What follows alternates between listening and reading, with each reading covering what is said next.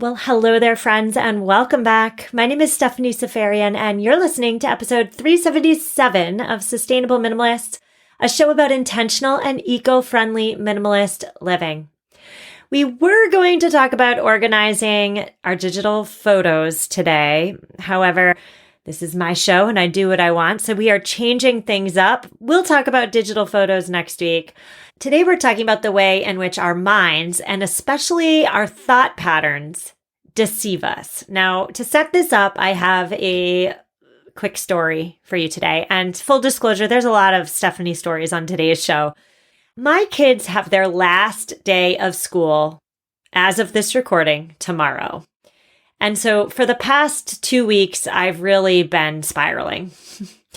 The thoughts swirling through my mind go something like this. How on earth am I going to care for my kids and make epic summer memories for them and have dinner on the table each night and keep the house somewhat clean and also work full time and keep my standards for this podcast up? This all sounds like a recipe for disaster for me. And so not surprisingly, I've been fairly down in the dumps. I've been really darn resentful. I've been resentful at my husband, whose life isn't changing all that much, despite the fact that my kids are about to be out of school. I'm resentful at my lot in life for being a woman in a world in which women are expected to do all the things. I'm angry at gender roles. I'm angry that people aren't knocking on my door offering to help me. So for the past 2 weeks, my thoughts have been centered around my terrible, horrible lot in life. I've been overwhelmed and stressed and, of course, resentful for most moments of my days, and on and on and on the negative thought spiral goes. But then, from somewhere inside the depths of me, just a couple days ago, a voice inside said, very quietly, but the voice just said, just go with it. Just go with the flow. Like, stop fighting against what is. And so shortly thereafter, the resistance, all the resistance I was putting up, all the resentment I was holding on to with my white knuckle grip, it just melted away. And I realized this is the season of life that I'm in right now, and I'm going to make the gosh darn best of it. I only get 18 summers with my kids. What a privilege it is for me to have the opportunity to create that epic summer 2023 with them. What on earth am I complaining about? And so I say all this to say that when I changed my mindset, I changed my reality without ever actually changing anything external. My internal self changed, my mindset changed, right? Toward acceptance. And so when I did that elephant that felt like it was just sitting on my chest perpetually, it stood up and it walked off. It really was as simple as that. And so I'm telling you this story for 2 reasons. The first is that changing my mindset was so simple, and yet the results were so profound. And the second reason I'm telling you this is that this exactly is what we're talking about on today's show. In what ways can we first recognize our traditional thought patterns and then Missy Elliott the heck out of our own cognitive distortions? Let's flip it, let's reverse it, and let's have greater well-being. That's what we're doing today. So let's all get on the same page. Before we flip our mindsets today from that to this, we need to get on the same page. And the page we all need to be on is the fact, the reality that our minds, our thoughts lie to us. They lie to us often. And if we're not paying attention to the thoughts that our brains are feeding us, we're asleep. We're sleeping. From an evolutionary standpoint, the function of our brains, it's not to make us happy. Our brains are not there to make us happy. Our brains are to protect us by keeping us on the lookout for potential threats. So that means that our brains are masterful at creating what-if scenarios, of looking for what could go wrong. Our brains are also masters at creating these all or nothing statements that are just blatantly untrue. No one likes me. That's a big one. I'm worthless. That's another one. Enter cognitive distortions. Now, there are over 50 cognitive distortions that many of our brains feed to us every single day. We're not talking about all 50 today. I think we're talking about 6 or 7 of them. But here's an example of a cognitive distortion in real life for me, okay? From December to April, I trained really hard for a running race. Real hard. Probably too hard, if I'm being honest, because I ended up tearing a ligament in my hip/groin area, my inner hip. I never made it to the start of the race, and here we are mid-June, and I'm still rehabbing my hip issue. So the other day I was bending down to pick something up off the floor. So I'm bent at the waist. I feel a twinge in my injured area. And the thought that went through my mind as I was bent down was exactly this, word for word. Okay, this is the thought that passed through my mind. The thought was, guess I'm never gonna run again. That was the thought, word for word. So picture me in your mind. I'm bent at the waist.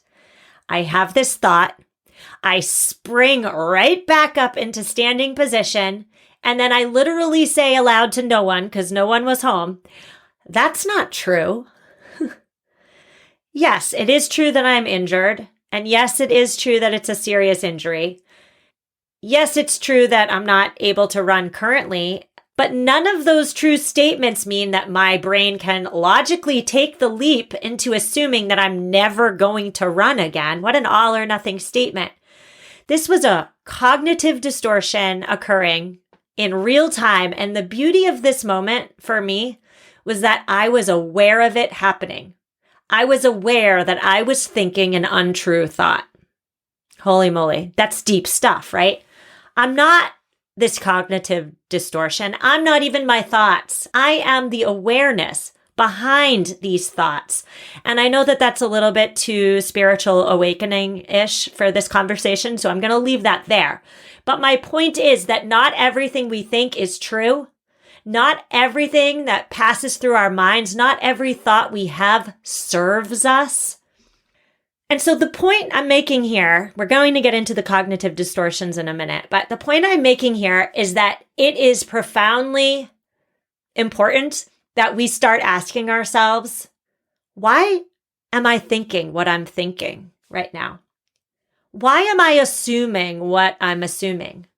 Are my thoughts, are my assumptions even true? Our minds can be great resources, right? They allow us to read, listen to this podcast, organize information, set goals. But our minds can also bully us. And I promise you that if you start listening to your thoughts, you're going to be super surprised at what you hear. Let's start listening to our thoughts, our negative thought patterns, by focusing in on our cognitive distortions. Now, we all cognitively distort. It's part of our nature as human beings. And the first one I want to talk to you today about is overgeneralization. And so if you find yourself thinking this, everyone else is killing it in life, but I'm not, or some facsimile thereof, right? Everyone else is doing great, but I'm not. I want you to Missy Elliott that SHIT. I want you to flip it, and I want you to reverse it, and I want you to instead say to yourself, I'll be best served by focusing on me. So everybody else is killing it, but I'm not. Flip that. I'm best served by focusing on me. Overgeneralization happens when we come to a general conclusion based on one single piece of evidence. So if we see one person doing really great at life, we assume everybody is, and we're the only one that isn't, right? The mind loves drama. The mind also loves focusing on what other people seem to have or seem to be achieving. Now, why though? Why do our minds do this? Well, when we focus on what everybody else is doing and achieving and how great everybody else's lives seem to be, it's a great distraction from turning that focus inwards on ourselves. If you don't get caught up in other people's lives, you have to face your own stuff. And so next time you find yourself focusing on how great everybody else's lives are, I want you instead to flip it and reverse it. You're best served by focusing on you. Turn the analysis that you're shining on others on yourself. Next up, we're going to untrue statement number 2, which is, I'm trapped. I'm trapped. Maybe you're trapped in a job you don't like, or a relationship you don't love, or in a house that's just not functioning for you. You could be trapped in so many different ways. Next time you feel like you're trapped, I want you to flip the script.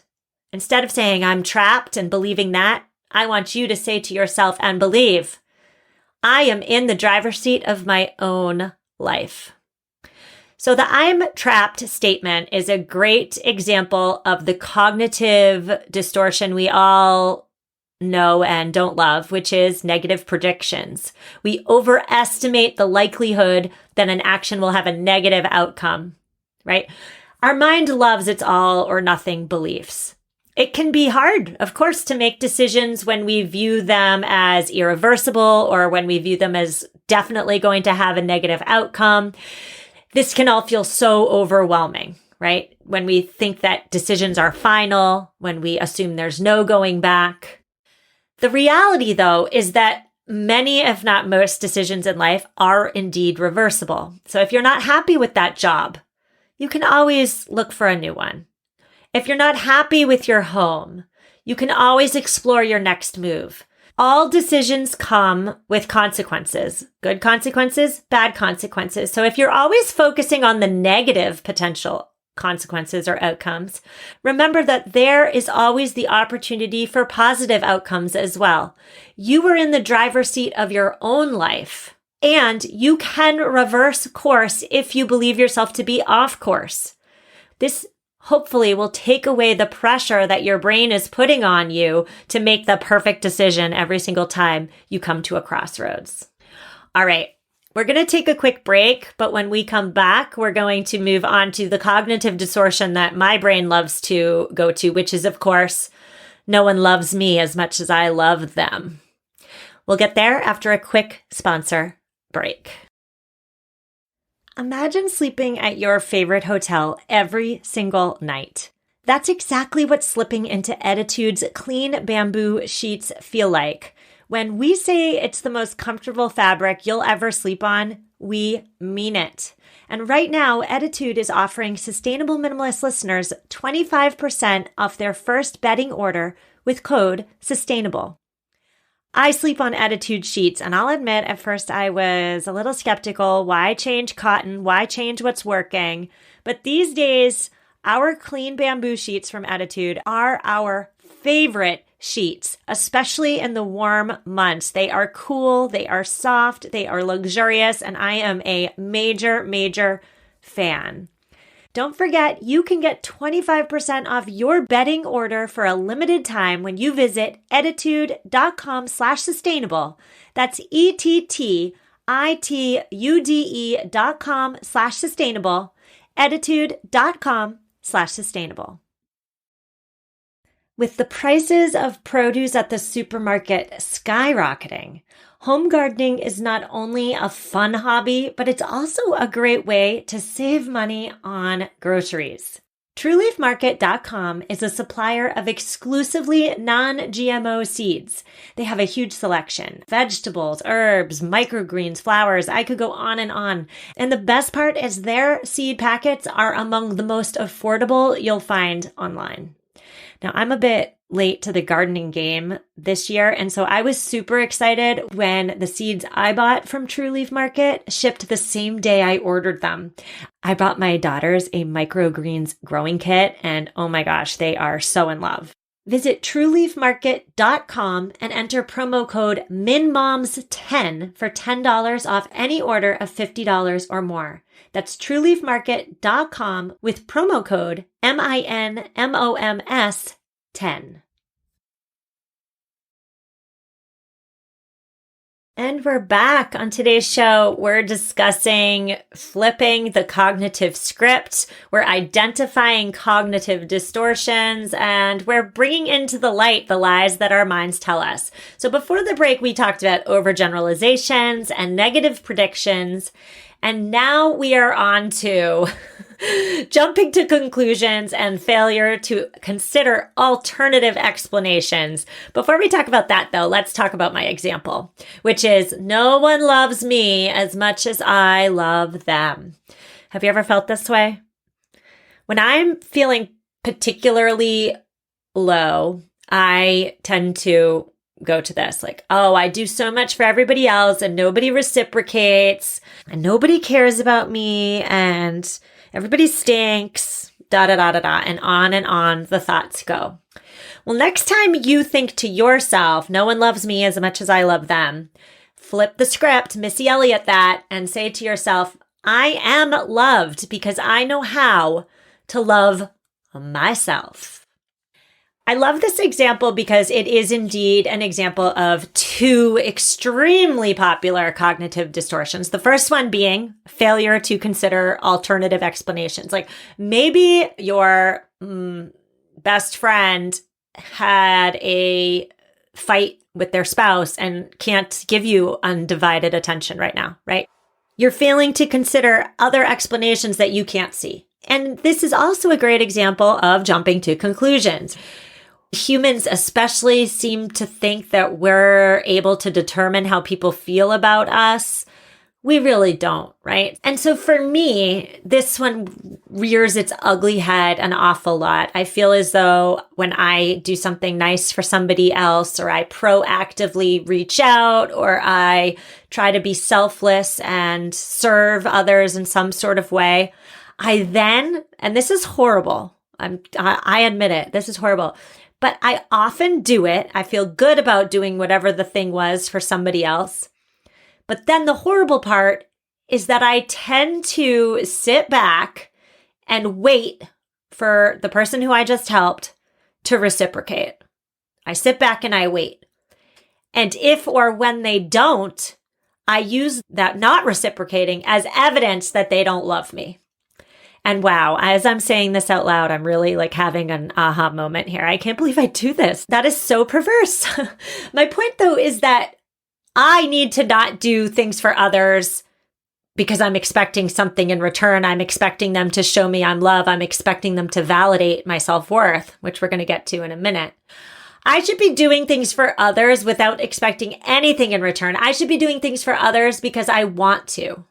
And so if you feel like you're thinking to yourself often, nobody loves me as much as I love them, I suggest you view that thought as an opportunity to say, why am I thinking that? Why is that thought coming up for me? Is this a cognitive distortion or is this reality? I'm willing to bet after you sit with it, you ask yourself a couple why statements, you drill down, you're going to realize this is a cognitive distortion. Next up, we're moving on to all or nothing thinking. And this can rear its head in a multitude of ways. But for the purposes of this show, this minimalist show, this show that's focused on devaluing stuff, my example for you is about stuff. So my example is the thought that most of us have at least once in a while, which is, if only I had X something, right? If only I had a second home. If only I had peace in my heart. If only I had X, right? Whenever you find yourself thinking that thought, I want you to flip the script and I want you to instead say to yourself, I am so grateful for Y. Whatever Y could be. I'm so grateful for my orchid that just bloomed. True story, by the way. Have you ever looked and really looked at an orchid? My orchid plant just bloomed, and it is probably one of the most gorgeous things I've ever laid eyes on. Okay, so I am so grateful for a restorative night's sleep last night. I am so grateful for the birds chirping that woke me up this morning. So instead of, if only I had X, flip that script and say, I'm so grateful for Y.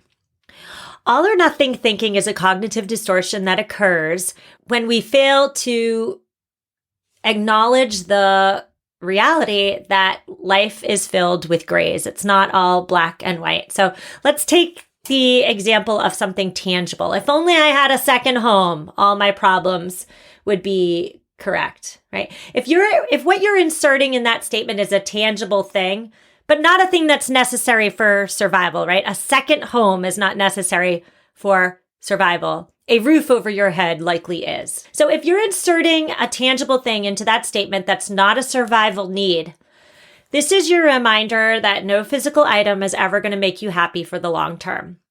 No thing. And of course, you likely already know this because you're listening to episode 377 of a minimalist podcast, right? But this is just a reminder. No thing is going to take your problems away. No fancy outfit, no handbag, no second home, no boat, nothing. These things will indeed give you a burst of dopamine-induced joy, but the dopamine will inevitably recede and you'll find yourself back at square one. But this time, at square one, you'll just be replacing that if only I had statement with a new thing, a new X. Now, if what you're inserting in that statement, if only I had X, is an intangible, like peace of mind, like love, like freedom, okay? If what you're inserting is an intangible, I suggest you ask yourself if you can give yourself what it is you need. Is it possible for you to, instead of waiting around for the universe to give you peace of mind or love or freedom, can you instead somehow give yourself peace in your days? Can you instead love yourself? Can you instead shift around your schedule to give yourself some more free time?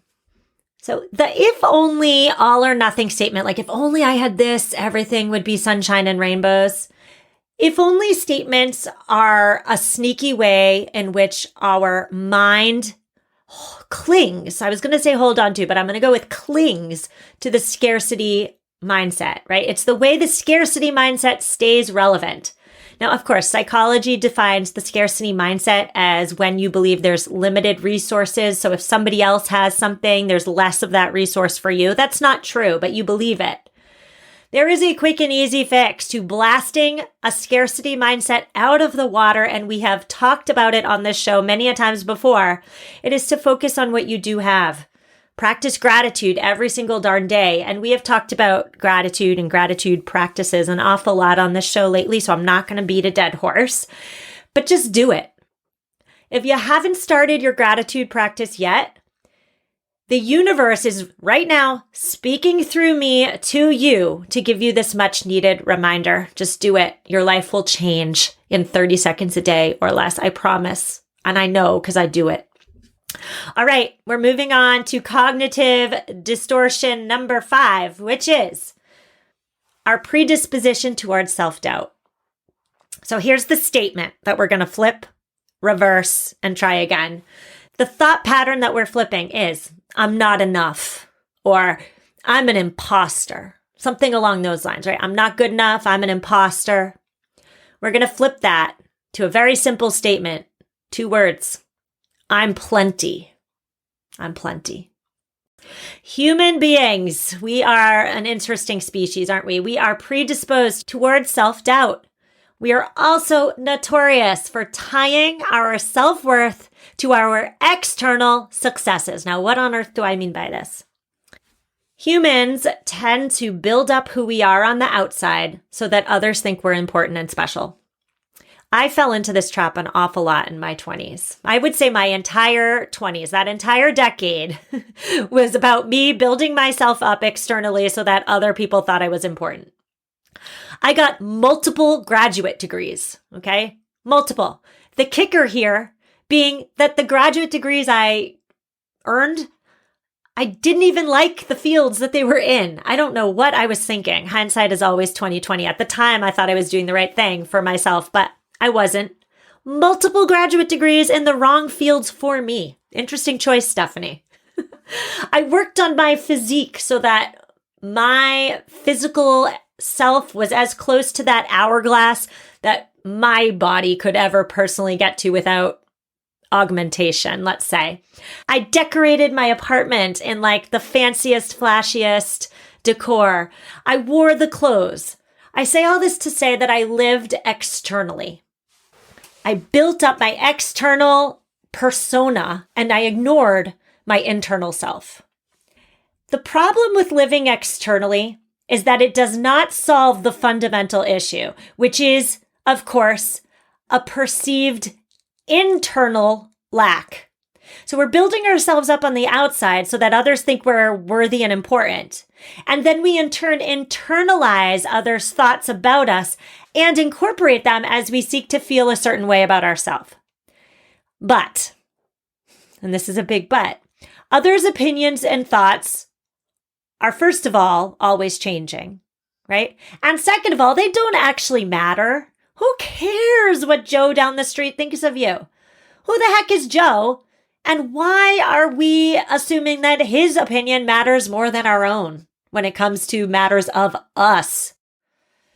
Self-worth is not dependent on what you own or what you earn, because when we tie our self-worth to what we own and what our job title is and what size our house is, what we're really doing is we're putting ourselves on a hamster wheel in which we're always chasing the next achievement to fuel our lacking self-worth.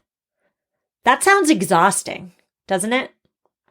And worse than all of that is, what do you think happens when Joe down the street doesn't like us anymore, despite all our external efforts, despite all our accolades, despite all our fancy cars and graduate degrees, etc.? Our anxiety is inevitably going to spike as our self-worth goes up and down. So what if we stopped caring about what others thought of us? What if we stopped collecting things and accolades as a means of just building up our own self-worth? What if instead we realized bone deep, so we're not just saying it, we're feeling it. What if we realized bone deep that our self-worth is not based on our level of success, it's not based on our degrees, it's not based on what we look like, it's not based on our income level? What if we realize that we're worth something big simply because we're human? Now, of course, there's nothing wrong with pursuing that degree or that job promotion or whatever it is. Nothing wrong with that. However, the point here is to analyze and recognize and look at your thoughts with a critical lens. Why am I doing what I'm doing? Why am I amassing the stuff I'm amassing? Is it for the right reasons or is it for the wrong ones? See where those questions take you.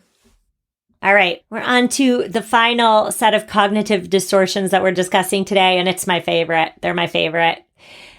The statement, the thought that I'm using to describe these cognitive distortions are something along the lines of, I'm not where I should be in my life right now, or my life is a mess. Something along those lines. I'm not where I should be. My life is currently a mess. I want you to flip those statements and instead remind yourself, it is what it is, and it'll pass. Okay. So my life is a mess. I'm not where I should be right now. That is an example of polarized black and white thinking. It's also an example of the cognitive distortion of minimizing.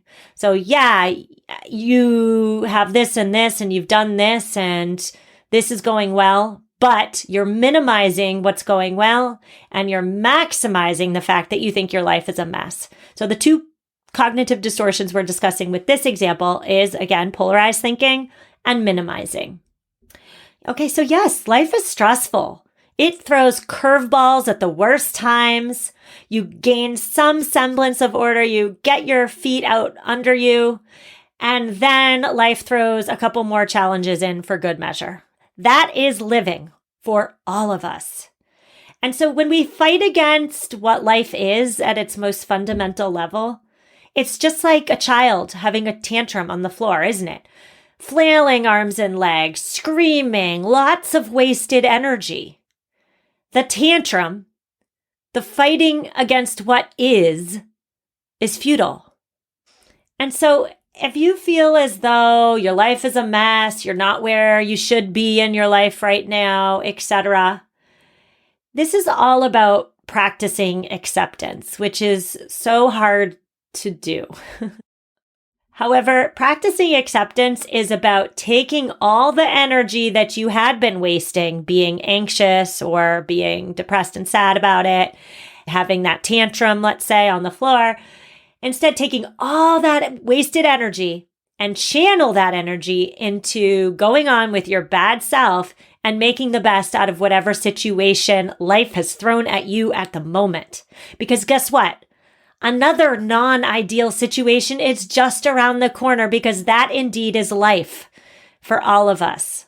Whatever you're struggling with right now, and I'm willing to bet you're struggling with something. Each and every one of us tuning in right now is currently struggling with something sticky. Because again, that's life. That's the nature of living.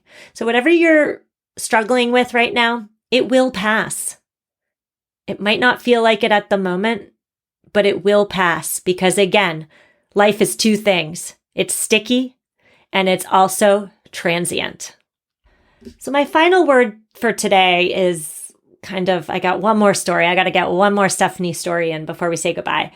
I have a final word for you, but I'm not going to get to the final word until I tell you my story. So let's get to the story. I recently read a real good book. It's by self-help author and spiritual teacher Eckhart Tolle. Now, a side note here, the story part of this final word is that the book I read of his, which was A New Earth, I'll link to it in the show notes, but I found the book hidden in the corner of my basement. I have no idea how this book got there. I never purchased this book. I have no idea who gave me this book or how it found its way into the corner of my basement. But I stumbled upon it when I was going through my basement the other day. I picked it up and I said, this looks interesting. I read the whole thing. I was enraptured by it. Now, I'm telling you this because, I'm telling you for two reasons. Number one is I tried reading Eckhart's work 15 or 20 years ago when Oprah was first raving about him. His work 15 or 20 years ago was way over my head. I think I picked up his first book and was like, oh, heck no, this is not for me. But now in 2023, when I'm 39 years old, it truly felt like the book found me in some strange way. I was ready for it. And so in this book, now we're getting to the final word part of this story. The final word is that my boy Eckhart says that, quote, unhappiness or negativity is a disease on our planet. What pollution is on the outer level is negativity on the inner. That's a mic drop moment right there, isn't it? What if we started thinking about our own negativity, our own cognitive distortions that are swirling around inside our brains as pollution? What if we started calling out those negative thought patterns for what they are? Which, of course, is simply nothing more than a thought pattern that is not serving us. When we do that, we take the power away from these thought patterns and we start to clean up some of that inner pollution. We start to make space for acceptance and peace. I will be back tomorrow with a headlines episode. And as I said at the beginning of this episode, my children are now officially home for 10 full weeks. And I'm going to do my absolute darndest to continue releasing episodes on the schedule that we've established here. I'm going to try my absolute darndest to maintain the standard of good content. Heck, I'm not going to say good content, great content that, again, has been established on this show. I'm going to do my best.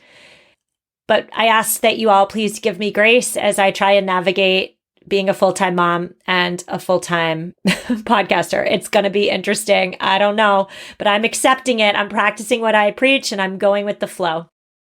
If you need me, you can reach out on social media, which is in the show notes. You can also send me an email.